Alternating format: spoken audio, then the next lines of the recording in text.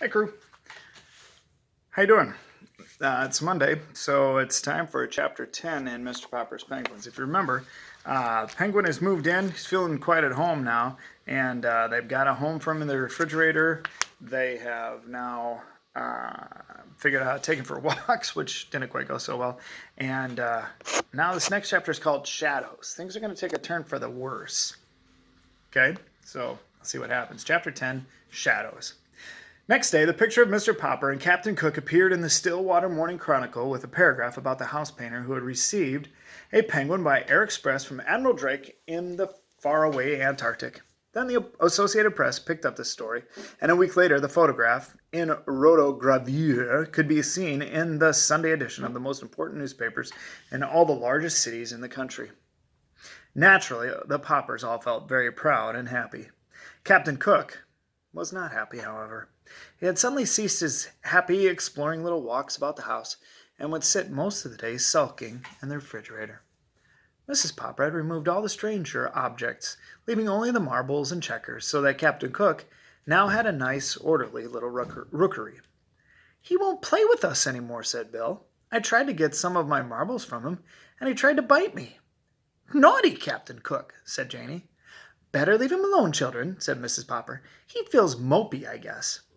But it was soon clear that it was something worse than mopiness that ailed Captain Cook.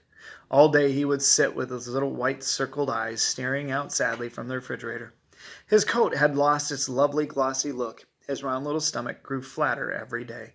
He would turn away now and Mrs. Popper would offer him some canned shrimps. One evening she took his temperature. It was 104 degrees. "Well, Papa," she said, "I think you had better call the veterinary doctor. I'm afraid Captain Cook is really ill." But when the veterinary came, he only shook his head. He was a very good animal doctor, and though he had never taken care of a penguin before, he knew enough about birds to see at a glance that this one was seriously ill. "I will leave you some pills. Give him one every hour. Then you can try feeding him on sherbet and wrapping him in ice packs. But I cannot give you any encouragement because I am afraid it is a hopeless cause. This kind of bird was never made for this climate, you know. I can see that you have taken good care of him, but an Antarctic penguin can't thrive in still water." That night the Popper sat up all night, taking turns changing the ice packs. It was no use. In the morning, Mrs. Popper took Captain Cook's temperature again. It had gone up to 105. Everyone was sympathetic. The reporter in the Morning Chronicle stopped in to inquire about the penguin. The neighbors brought in all sorts of broths and jellies to try to tempt the little fellow. Even Mrs. Callahan, who had never had a very high opinion of Captain Cook, made a lovely frozen custard for him. Nothing did any good. Captain Cook was too far gone. He slept all day now in a heavy stupor, and everyone was saying that the end was not very far away. All the Poppers had grown terribly fond of the funny, solemn little chap, and Mr. Popper's heart was frozen with terror. It seemed to him that his life would be very empty if Captain Cook went away. Surely someone would know what to do for a sick penguin. He wished that there were some way of asking advice of Admiral Drake away down at the South Pole. But there was not time. In his despair, Mr. Popper had an idea. A letter had brought him his pet. He sat down and wrote another letter. It was addressed to Dr. Smith, the curator of the great aquarium in Mammoth City, the largest in the world. Surely if anyone, anywhere, had any idea what could cure a dying penguin, this man would.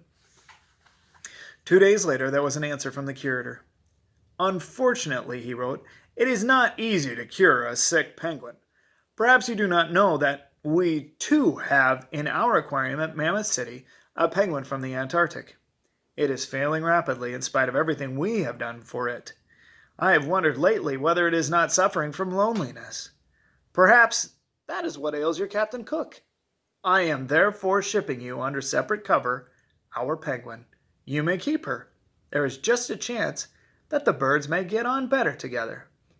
And that is how Greta came to live at 432 Proudfoot Avenue. Sounds kind of like what we're going through right now, isn't it? You know, a couple weeks ago when they told us we weren't going to have school, it was like, woohoo, no school, it's going to be great, right? Now we're starting week 3. It's starting to get a little old. I have nieces and nephews. I have Ezekiel who's in school, Darby Moyer who are in college. You know what? None of them are liking it very much. My nieces and nephews are in elementary school like you guys are. They're kind of tired of being away from their friends, and they're tired of not getting to go to school and play at recess and do PE and do AR contests and all the fun things that we get to do.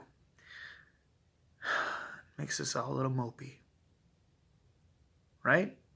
Well, that's kind of where Captain Cook was. But they're hoping if they get another penguin there, maybe it'll pick him up.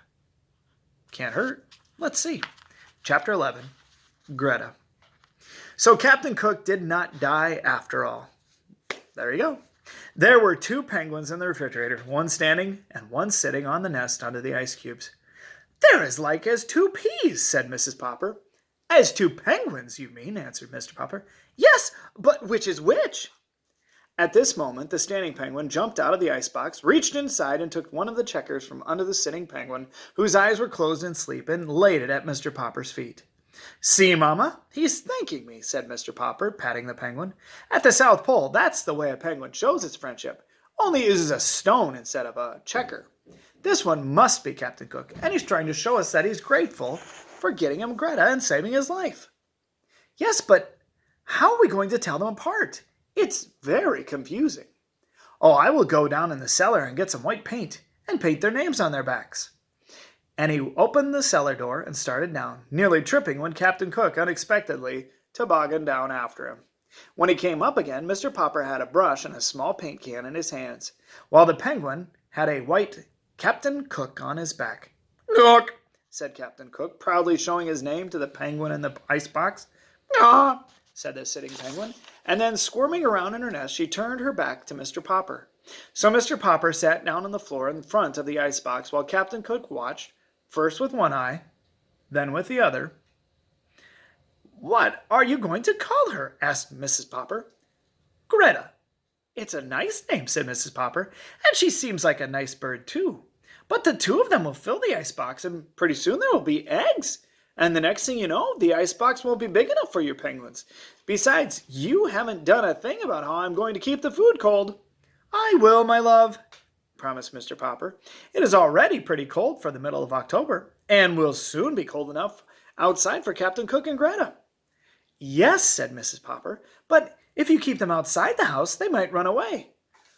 "Mama," said Mr. Popper, "you put your food back in the icebox tonight, and we will just keep Greta and Captain Cook in the house.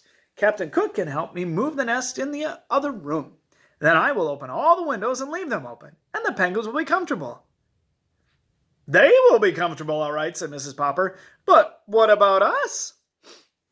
"Oh, we can wear winter overcoats and hats in the house," said Mr. Popper, as he got up to go around and open all the windows. "It certainly is colder," said Mrs. Popper, sneezing.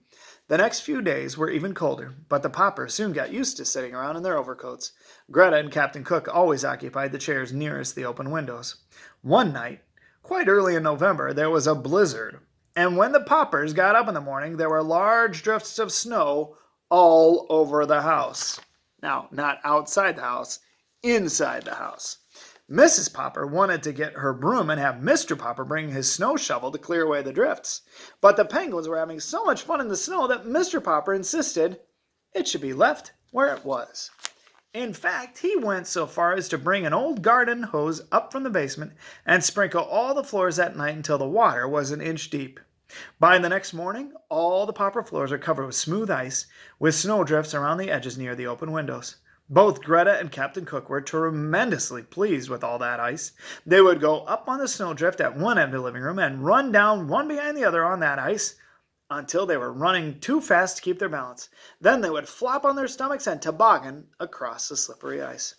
This amused Bill and Janie so much that they tried it too on the stomachs of their overcoats. This in turn pleased the penguins greatly.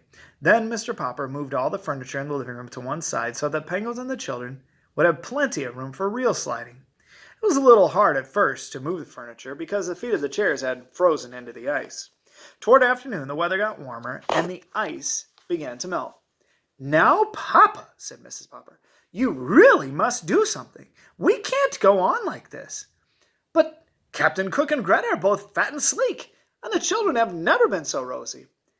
It may be very healthy, said Mrs. Popper as she mopped up the flood, but it's very untidy. I will do something about it tomorrow, said Mr. Popper. And we'll see what he does about it tomorrow on our tomorrow. This reminds me of what happened at our house last night. Yesterday was a pretty nice day. It got up to around 60, just like it is today. And actually here in the classroom, I have my windows open. But last night, after I'd opened up the windows in the afternoon, Amy had been shopping. She and Moira had to go do some stuff. And so they came back, and Amy walked in the house and she said, "It's freezing in here." Because, well, while it had been nice in the afternoon, it got a little cold as it got to evening and the sun went down. And so we had to close all the windows. So I don't think penguins in our house would work so well. And if snow and ice and water was in the, I don't think that's going to work. But you know what? Maybe check with your mom and dad. See what they would think about that. Just say, "Hey, Mom and Dad, you think we could leave the windows open and see what happened if we let snow and water in the house?" Don't do it without asking. That'd be a problem. But, I don't know, see what they'd think. What kind of problems do you think that would cause for you as a family? We're going to see that the Poppers are going to have some other things that go on, and Mr. Popper is going to come up with a good idea. But the next chapter is called More Mouths to Feed. And we'll see what that's all about tomorrow. See you later, guys.